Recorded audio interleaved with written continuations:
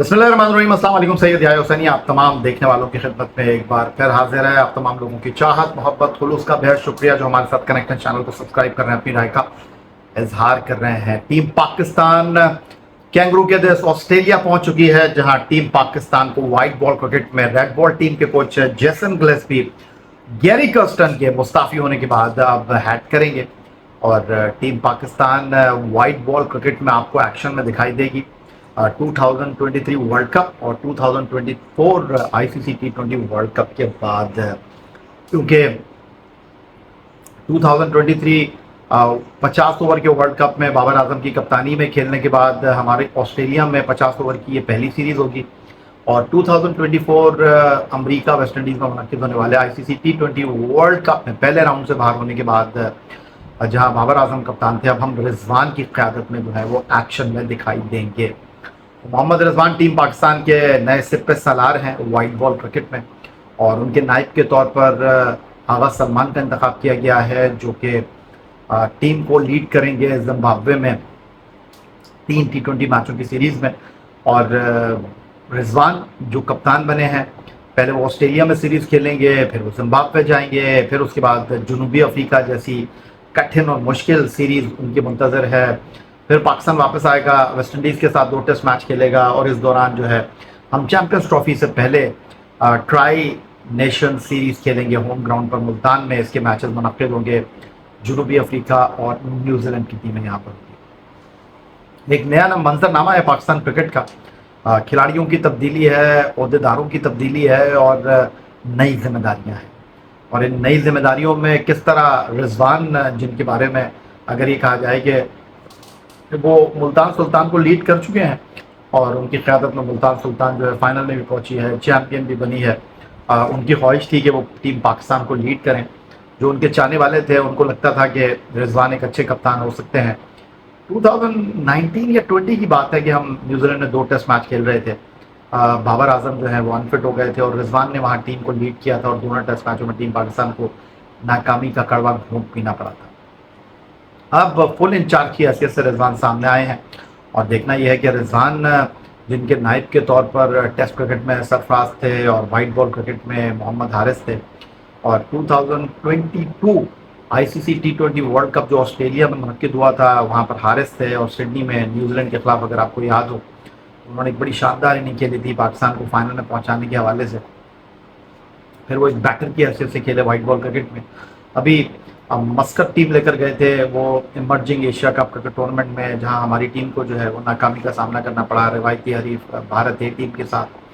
फिर हम अफगानिस्तान से हार गए, सॉरी श्रीलंका से गालिबन आ रहे हैं शायद, जी बिल्कुल।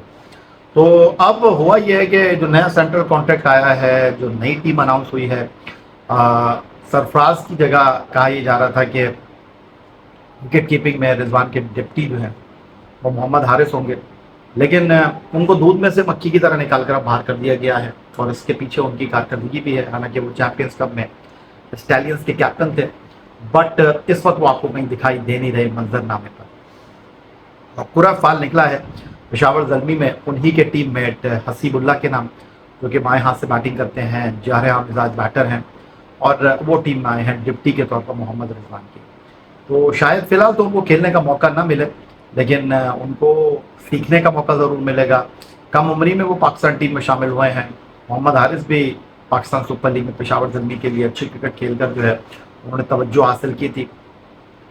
बट अब मुझे लगता है कि ये जो नया सिलसिला शुरू हुआ है इसमें हसीबुल्ला एक अच्छे प्रॉमिसिंग विकेट कीपर हैं, लेकिन यहाँ पर वनडे क्रिकेट में हमको दूसरे चंद और विकेट कीपर्स की तरफ देखना होगा। उसमें आपके पास रोहिल नज़ीर हो सकते हैं, जो कि अभी हसीबुल्ला जब कॉल हो गए थे पाकिस्तान टेस्ट टीम में, तो वहाँ पर उन्होंने रिप्लेस किया था इमर्जिंग एशिया कप में हसीबुल्ला को।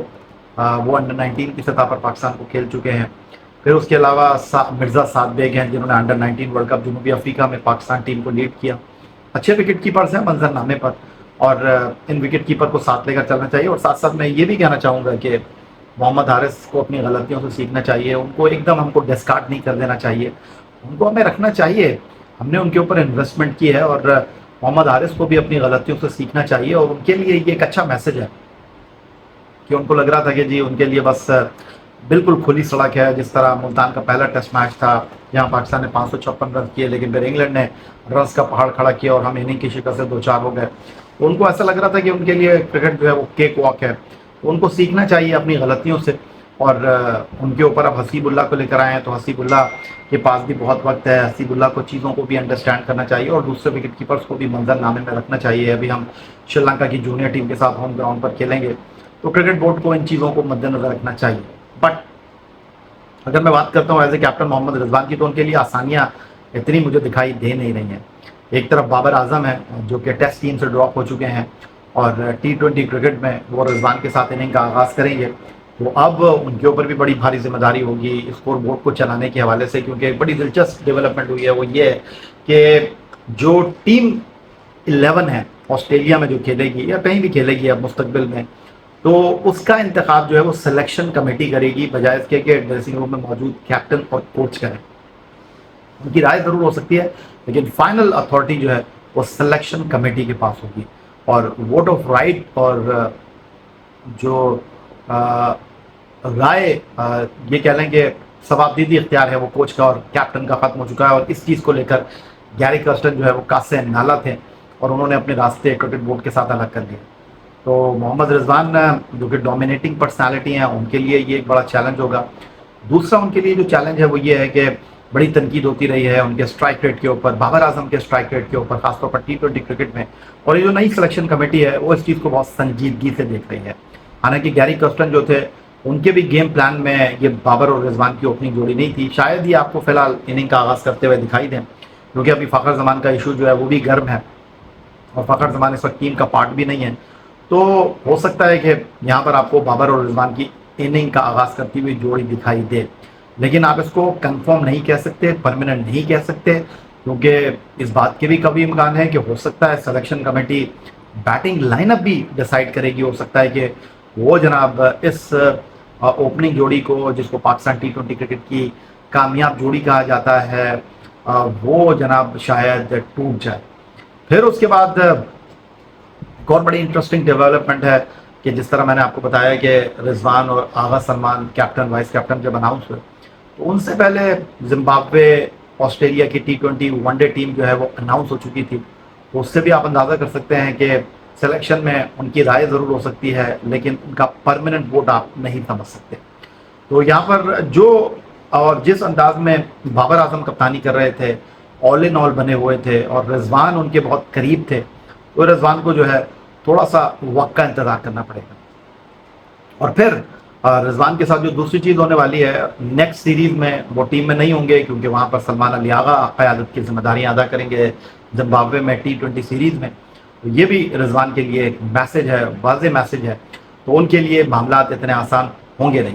तो उसके साथ साथ उनको अपनी कारकर्दगी के मैयार को भी बेहतर बनाना होगा, जो ख़ासतौर पर उनके ऊपर और बाबर आजम के ऊपर तनकीद होती रही है कि जी T20 क्रिकेट में ये दोनों स्लो खेलते हैं, क्योंकि अब तो वो बराह रास्त कैप्टन है टीम के और उनकी कारकर्दगी जो है वो टीम के लिए अहमियत की हामिल होगी और उनकी कारकर्दगी का बराह रास्त टीम की कामयाबी और नाकामी पर असर पड़ेगा। हालांकि बाबर आजम भी कप्तान की हैसियत से खेल रहे थे और कई बार उनकी जो कारकर्दगी थी वो टीम की जीत की राह में हायल हो गई, उनके खेलने के अंदाज से, उनके रन्स बनाने के अंदाज से। तो इसने पे किया है और उस पर काफ़ी तनकीद हुई है। और अब बहुत सारे लोगों का ख्याल ये है कि जी वनडे क्रिकेट तो ठीक है, लेकिन T20 क्रिकेट में जिस अंदाज में बाबर आजम खेलते हैं ये जनाब रूल और उसूल नहीं होना चाहिए। फिर on the other side Australia में एक टफ सीरीज़ है और एक ऐसे मौके पर हम ऑस्ट्रेलिया में खेल रहे हैं जब हमने जनाब इंग्लैंड की बड़ी टीम को पहला टेस्ट मैच हारने के बाद 2-1 से टेस्ट सीरीज़ में शिकस्त दी है। तो थोड़ी होप्स आई हैं और रिजवान जो काफ़ी अरसे से क़यादत के हवाले से उम्मीदवार थे, उनसे उम्मीदों के चिराग जो हैं वो अब रोशन हो गए हैं। तो अब कप्तान की हैसियत से उनके ऊपर भी बड़ी भारी जिम्मेदारी है। उनके हवाले से जो है वो कुछ लोगों का ख्याल है कि जनाब मोहम्मद रिजवान जो है वो अच्छे कप्तान होंगे, ये अच्छा फ़ैसला है। बट मुझ जैसे लोगों का ख्याल ये है कि रिजवान के लिए बिल्कुल भी आसानी नहीं है। रिजवान के लिए मुश्किल सूरत हाल होगी कप्तान की हैसियत से। एक ऐसे मौके पर जब वो कप्तान बन रहे हैं, उनके पास इख्तियारात महदूद हैं और उनके पास सिर्फ ग्राउंड के अंदर चीज़ों को अपने आप को जो है वो प्रेजेंट करने के हवाले से मामलात हैं। फिर दूसरा जो सबसे इम्पोर्टेंट पहलू है, जिस तरह इस वक्त शाहीन शाह अफरीदी के मामलात हैं, वो सेंट्रल कॉन्ट्रैक्ट कैटेगरी में नीचे गए हैं। फिर उसके बाद बोर्ड जो है वो जनाब अपनी रेट को कायम करना चाहता है। तो रिजवान के हवाले से अगर हम बात करें तो उनके मामलात पाकिस्तान क्रिकेट में जब 2023 वर्ल्ड कप से पहले सेंट्रल कॉन्ट्रैक्ट का मामला हो रहा था, तो कहा यह गया कि जी वो जो है फ्रंट से लीड कर रहे थे, बाबर आजम को समझा रहे थे, बता रहे थे। और जो सेंट्रल कॉन्ट्रैक्ट के मामलात में खिलाड़ियों की जो मनमानी चीज़ें थी जिनको माना गया, उसमें रिजवान सबसे आगे थे। और अब रिजवान को जिम्मेदारियाँ मिली हैं, लेकिन वो जिम्मेदारियाँ मिली हैं जिसको वो ऑन तो करेंगे, लेकिन उनको जनाब दूसरों के फैसलों का, दूसरों की बातों का पाबंद होना पड़ेगा। तो ये रिजवान के लिए इतना आसान नहीं होगा, लेकिन ग्राउंड में जो भी टीम के नताइज होंगे उसके जिम्मेदार बतौर कप्तान मोहम्मद रिजवान ही होंगे। तो फिलहाल आज की इस वीडियो में इतना ही। अपना बहुत ख्याल रखिएगा। और बहुत कुछ हो रहा है फ़खर ज़मान के हवाले से आप जानना चाहते हैं, बहुत सारे लोगों ने हमें क्वेश्चन किया है कि जी व्हाट अबाउट सरफराज अहमद, उनका फ्यूचर क्या है, उस पर भी बात करेंगे। फिलहाल आज की इस वीडियो से इजाज़त चाहेंगे। अपना बहुत ख्याल रखिएगा, चैनल को सब्सक्राइब करना मत भूलिएगा। सैयद या हुसैनी को इजाज़त दीजिए। अल्लाह हाफ़िज़।